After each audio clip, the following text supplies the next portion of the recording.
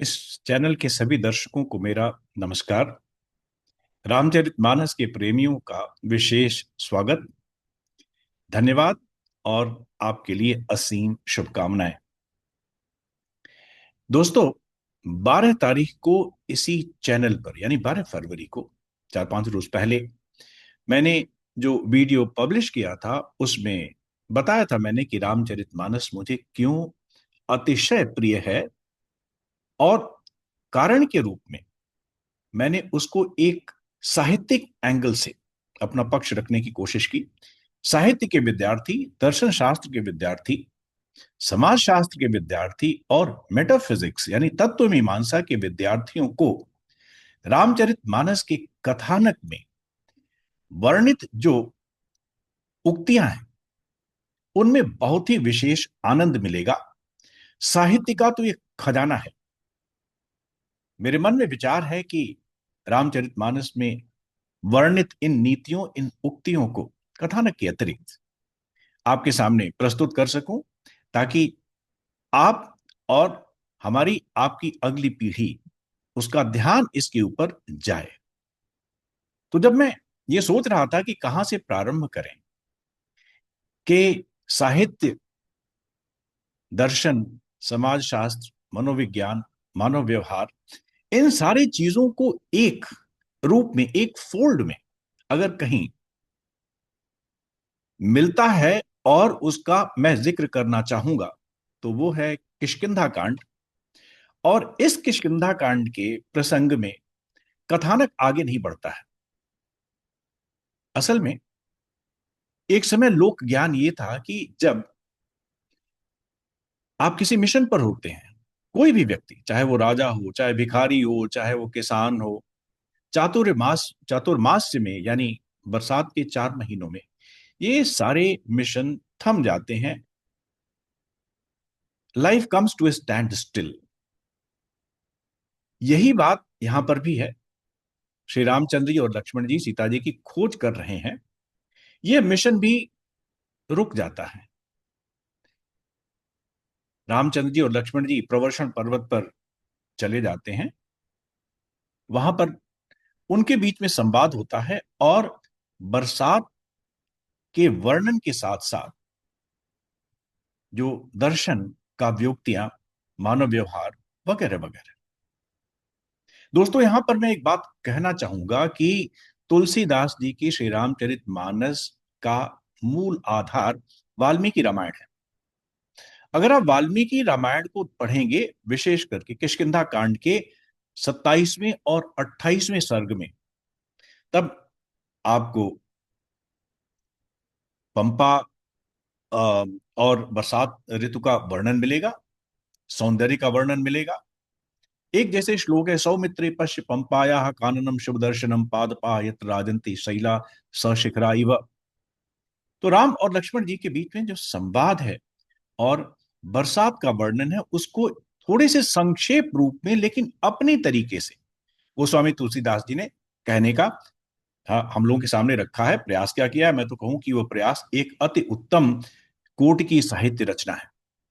तो मित्रों, आज हम देखेंगे कि दोहा नंबर 13 किष्किंधा कांड से लेकर के दोहा नंबर 17 किष्किंधा कांड के बीच में कुछ चौपाइयां और दोहे और उनकी उक्तियां हैं। उनको हम एक संदर्भ में, एक आधुनिक संदर्भ में देखने का प्रयास करेंगे। वीडियो लंबा होगा, इसलिए मैं सोचता हूं कि इसको पार्ट बाय पार्ट में आपके सामने प्रस्तुत करने की कोशिश करूं। आज दोहा नंबर 13 और 14 के बीच की चौपाइयां। मित्रों, दोहा नंबर 13 लक्ष्मण और राम जी के बीच में संवाद है।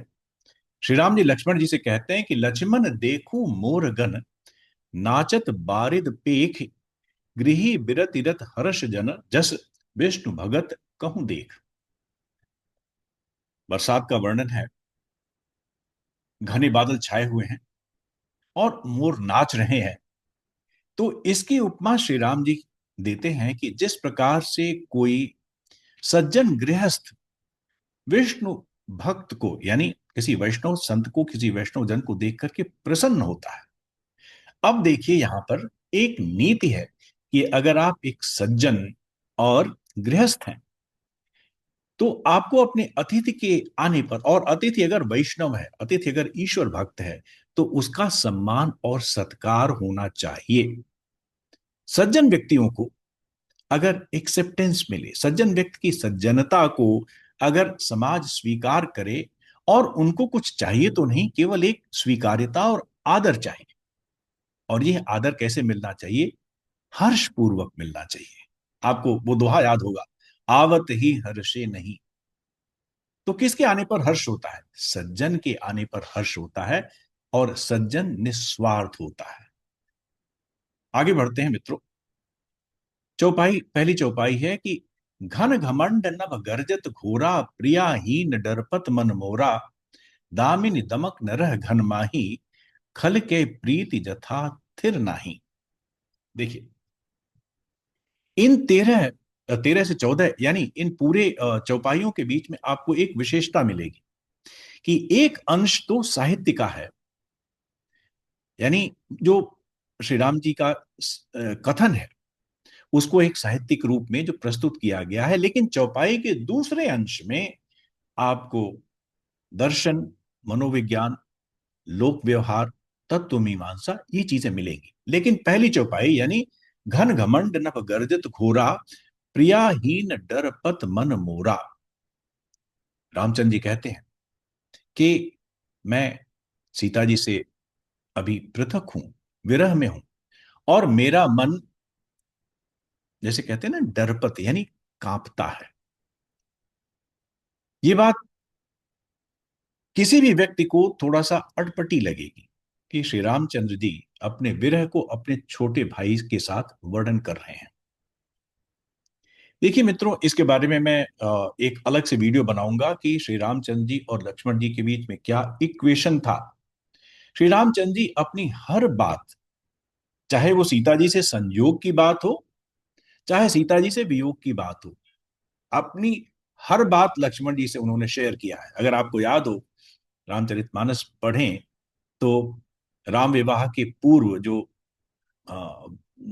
पुष्प वाटिका का प्रसंग है, जिसमें सीता जी आती हैं और श्री रामचंद्र जी उनको देखते हैं, तो लक्ष्मण जी से वो स्पष्ट कहते हैं कि तात जनक तनयाय है सोई, धनुष जग जही कारण होई। और आगे कहते हैं जासु बिलो की अलौकिक शोभा, सहज पुनीत मोर मन क्षोभा, यानी मेरा मन उस पर आसक्त है। तो जब प्रथम आसक्ति होती है तब भी वो लक्ष्मण जी से कहते हैं, और इसके बाद अनेक स्थानों पर वो अपनी मनोदशा का, विरह की मनोदशा का लक्ष्मण से वर्णन करते हैं। इसके बारे में मैं कभी एक डिटेल में लक्ष्मण और श्री रामचंद्र जी के बीच में जो इक्वेशन है, उसके बारे में मैं कोशिश करूंगा कि एक वीडियो आपके सामने रखूं। बहरहाल आगे बढ़ते हैं कि रामचंद्र जी का मन कंपित हो रहा है, डर रहा है। देखिए, डर और कंपन श्री रामचंद्र जी को उस तरह से नहीं है, इस बात के लिए कि सीता जहां कहीं भी हो, कहीं ऐसा तो नहीं कि ऋतु के वशीभूत होकर के कोई उनके ऊपर हमला न कर दे। जैसे कहते हैं ना कि किसी का कोई कुत्सित विचार से उनके ऊपर दृष्टि न डाले। आगे कहते हैं दामिनी दमक न रह घन माही, खल के प्रीति जथा थिर नाही। खल यानी दुष्ट, दुष्ट व्यक्ति का प्रेम स्थिर नहीं होता, स्थायी नहीं होता है। इसी प्रकार से बिजली बादलों के बीच में कड़क रही है, और बहुत थोड़े समय के लिए कड़क रही है।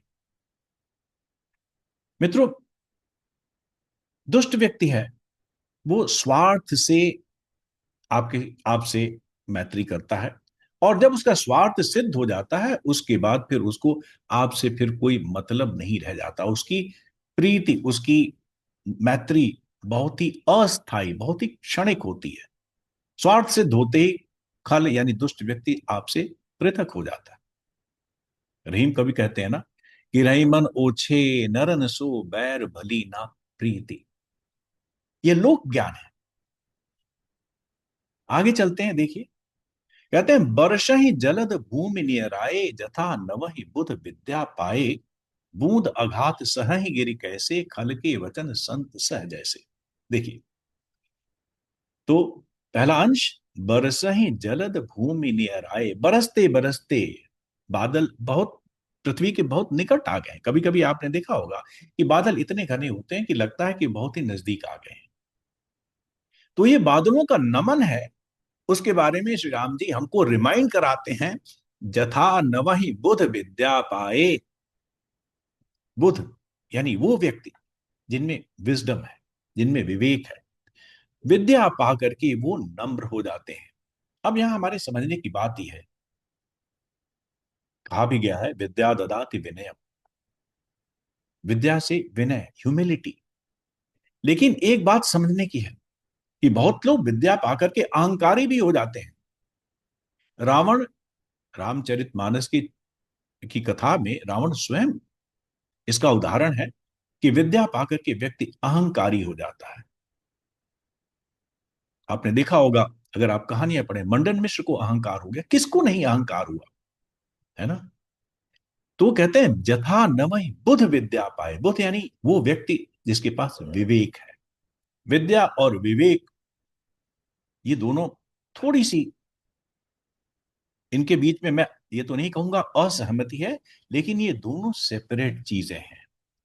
किसी व्यक्ति के पास विद्या आना, नॉलेज, स्किल, इसका ये मतलब नहीं होता है कि वह विनम्र भी हो जाए। लेकिन अगर उसमें विवेक है तो व्यक्ति निश्चित रूप से विनम्रता को प्राप्त करता है। और फिर वही चरितार्थ होती है, विद्या ददाति विनयम। बरसात पड़ती है, पर्वतों के ऊपर जब बारिश पड़ती है, वो भी अपने आप में एक महान साहित्यिक अनुभूति है। लेकिन इसको नीति से जोड़ करके तुलसीदास जी क्या कहते हैं कि बूंद आघात सहई गिर कैसे, खल के वचन संत सह जैसे। भगवान बुद्ध और आनंद के बीच में संवाद है। भगवान बुद्ध आनंद से कहते हैं कि अगर तुम जा रहे हो और लोग अगर तुम्हारी बात न सुने, तुम्हारी उपेक्षा करें, है ना, तुम उनको किस तरीके से अपनी प्रतिक्रिया दोगे। अगर वो तुमको मारें, तुम्हारी उपेक्षा करें, तुमको रिडिक्यूल करें, तुमको गालियां दें, तुमको हिट करें, तब आनंद कहते हैं कि मैं फिर भी उनके लिए धन्यवाद का भाव रखूंगा कि उन्होंने इससे बुरा मुझसे नहीं किया। यानी टॉलरेंस, सहना। पर्वत बहुत बड़े हैं, पर्वत और बूंद का कोई मुकाबला नहीं है। पर्वत और जल का, पर्वत सॉलिड है, ठोस है, बूंद बहुत छोटी है। लेकिन बूंद पर्वत के ऊपर आघात करती है, पर्वत कोई प्रतिक्रिया नहीं देते। अब वो देते हैं नहीं देते हैं बात अलग है, लेकिन एक सामान्य व्यक्ति के प्रेक्षण में, ऑब्जर्वेशन में तो यही है कि पर्वत स्थिर रहते हैं, इसीलिए उसको पर्वत को अचल कहते हैं। तो खल के वचन संत सह जैसे, यानी ये आपको सीख लेनी है, एक टॉलरेंस की सीख लेनी है कि आप don't be ready to react, and specially when a weak person is trying to hit you और टू रिडिक्यूल यू। आगे देखिए, क्षुद्र नदी भरी चली तुराई, जस थोरे हूं धन खल इतराई, भूमि परत भा ढाबर पानी, जन जीवहि माया लपटानी। क्षुद्र नदी भरी चली तोराई, तोराई का मतलब होता है तोड़ देती हैं, अपनी एम्बैंकमेंट्स होते हैं, अपनी सीमाएं हैं, वो तोड़ देती हैं। तो आपने देखा होगा जब बरसात होती है तो जो छोटे छोटे नदी नदी नाले हैं ना, वो बड़े बड़े जल्दी उफन पड़ते हैं, अपनी सीमाएं, अपनी मर्यादाएं तोड़ देते हैं। कैसे? जस थोरे धन खल इतराई, यानी दुष्ट व्यक्ति जिस प्रकार से, हाँ, थोड़े ही धन को पा करके इतराने लगता है ना।